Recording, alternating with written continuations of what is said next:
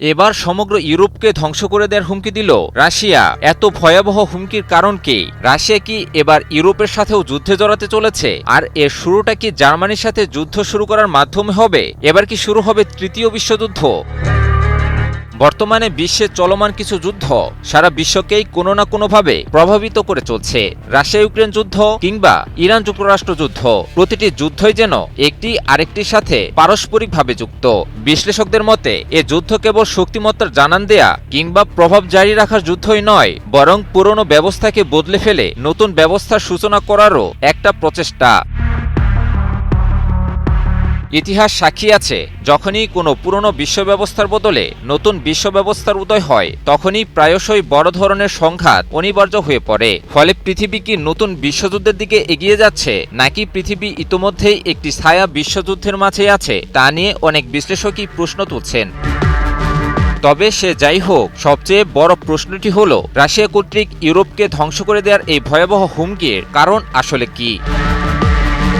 সম্প্রতি রাশিয়ান নিরাপত্তা পরিষদের ডেপুটি চেয়ারম্যান দিমিত্রি মেদভেদেভ এক কড়া সতর্কবার্তায় বলেছেন, যদি রাশিয়া ও জার্মানির মধ্যে সরাসরি যুদ্ধ শুরু হয়, তবে রাশিয়ার আঘাতে জার্মানির পুরো শিল্প খাত ধুলোয় মিশে যাবে। শুধু তাই নয়, এই সংঘাতের ভয়াবহতা এতটাই প্রবল হবে যে সামগ্রিকভাবে ইউরোপীয় সভ্যতার অস্তিত্বই চরম হুমকির মুখে পড়ে যাবে।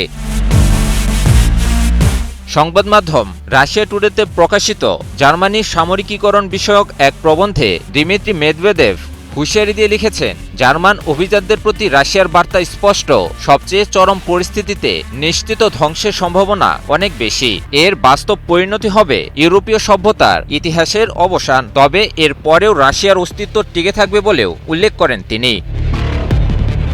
মেদভেদেভ জোর দিয়ে বলেন, রাশিয়ার সঙ্গে সরাসরি সংঘাতে জড়ালে জার্মানির বিশ্বনন্দিত শিল্প ও অর্থনীতি এমনভাবে ধ্বংস হবে যে তা আর পুনরুদ্ধার করা সম্ভব হবে না। ফলে জার্মানরা বাধ্য হয়ে রাশিয়া, যুক্তরাষ্ট্র কিংবা এশিয়ার দেশগুলোতে পাড়ি জমাবে। তবে প্রশ্ন হলো, রাশিয়া কেন যুদ্ধ নিয়ে জার্মানিকে এই হুঁশিয়ারি দিল?